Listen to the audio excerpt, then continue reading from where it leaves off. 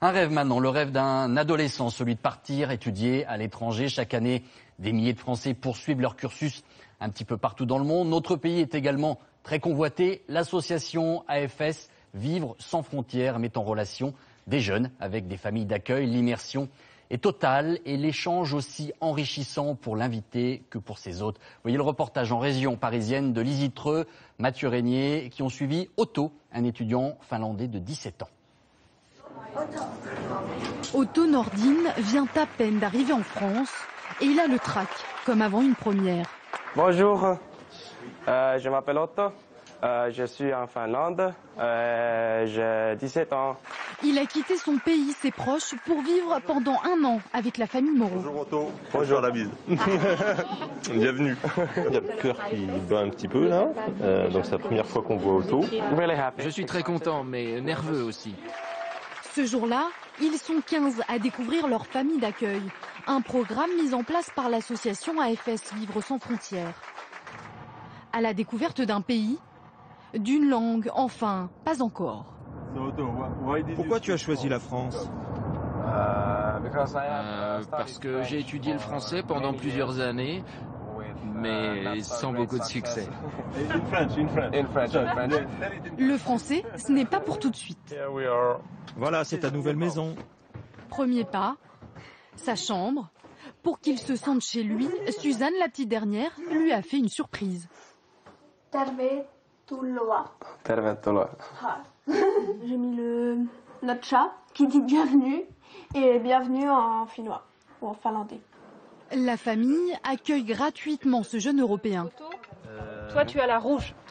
Le reste est pris en charge par l'association. C'est la 3e fois que les Moreau reçoivent un nouveau venu dans leur foyer. French wine, French cheese. C'est une super expérience. On le voit grandir, on le voit s'épanouir, on le voit découvrir la France, on le voit changer ses comportements, etc. Et puis pour nos enfants, c'est aussi une manière indirecte aussi de connaître une autre culture, d'accueillir l'étranger chez soi, c'est-à-dire ça, voilà, ça bouscule un peu les habitudes aussi.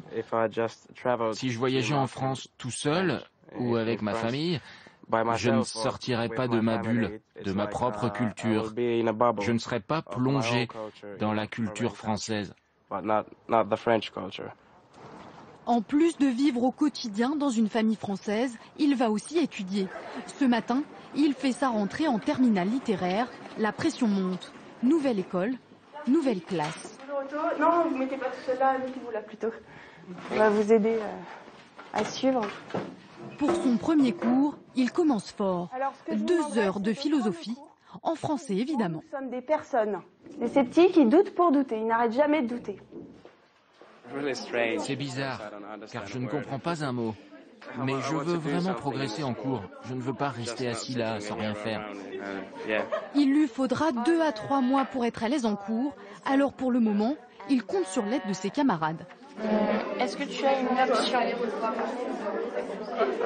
Oui. Otto ne passera pas le bac à la fin de l'année, mais il essayera d'atteindre le meilleur niveau possible. Pour la trompette, en revanche, ce sera plus compliqué. Voilà, on continue de parler études avec Julie Beckrich, notre spécialiste éducation. Julie, visiblement, la France attire toujours autant les étudiants étrangers. Toujours plus, Nathanaël. L'année dernière, 295 084 étudiants étrangers ont choisi la France pour leurs études, ce qui fait de la France un des pays les plus convoités au monde. Nous arrivons sur la 3e marche du podium, juste derrière les États-Unis et le Royaume-Uni, et juste avant l'Australie et l'Allemagne. Ce qui attire les étudiants étrangers, c'est d'abord la qualité des enseignements, mais il y a aussi un argument économique, puisque les frais de scolarité sont plus modérés ici qu'aux États-Unis ou au Japon, par exemple. Alors Julie, justement, est-ce que l'on sait d'où viennent les étudiants qui viennent chez nous ? Alors presque la moitié des étudiants étrangers en France viennent du continent africain, le Maroc et l'Algérie en tête. Et ces dernières années, de plus en plus d'étudiants asiatiques sont eux aussi tentés par un parcours en France, particulièrement les étudiants chinois et indiens qui choisissent d'intégrer de grandes écoles de management ou de commerce. Alors les étudiants étrangers viennent en France, les Français, j'imagine, partent aussi à l'étranger. Exactement, Nathanaël. Les Français aussi sont curieux de découvrir le monde et de s'ouvrir l'esprit en allant étudier ailleurs. Ils seraient 78 000 à sortir de France chaque année. Pour aller où ? surtout en Europe, grâce au programme Erasmus qui a fait partir 33 000 étudiants l'an dernier, la plupart vers l'Espagne et l'Angleterre. Et ça donne envie de refaire des études. Merci beaucoup, Julie.